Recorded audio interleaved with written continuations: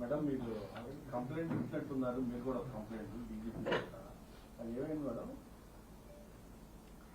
చూస్తున్నారు కదన్నా, నేను ఒక కంప్లైంట్ ఇచ్చి దాదాపు 4 నెలలు అయింది.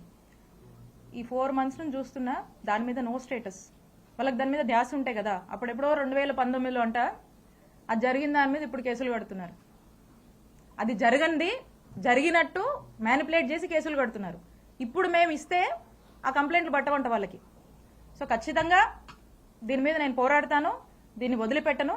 తొందరలో దీన్ని నేను ముందుకు వెళ్ళి న్యాయస్థానాన్ని కూడా నేను ఆశ్రయిస్తాను. మేడం గ్రావెల్ వ్యవహారం ఏదో ఉందని, స్కామ్ ఏదో చేశారని చెప్తున్నారు, ఆరోపణ వస్తా ఉంది.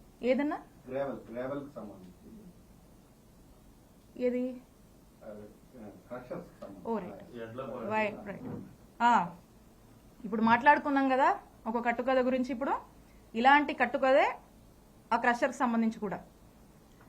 దీని స్క్రీన్ ప్లే, డైరెక్షను, ప్రొడక్షను ఇదంతా ఎవరో ఏంటో దీని మీద మళ్ళీ స్పెసిఫిక్గా సమయం వచ్చినప్పుడు మాట్లాడి క్లియర్గా చెప్తా. ఇది కూడా ఇలాంటి ఒక కట్టుకథే.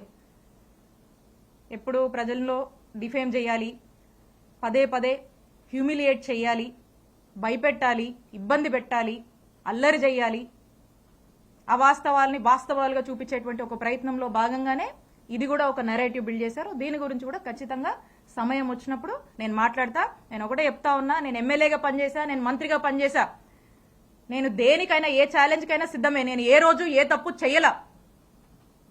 నన్ను డైరెక్ట్గా ఎదుర్కోలేక, ఒక బీసీ మహిళగా నన్ను డైరెక్ట్గా ఎదుర్కోలేక, ఒక మహిళని కూడా చూడకుండా ఇబ్బంది పెట్టాలి అని ఇబ్బందికి పెట్టేటువంటి ఒక ప్రయత్నంలో భాగంగా ఇదంతా జరుగుతుంది. సో కాబట్టి ఖచ్చితంగా దీని గురించి సమయం వచ్చినప్పుడు మాట్లాడతా. నేను ఏ తప్పు చేయలేదు. మీరు ఏం ఎంక్వైరీలు వేసుకుంటారో వేసుకోండి, ఏమన్నా చేసుకోండి, నేను భయపడను, నేను తప్పు చేయలేదు.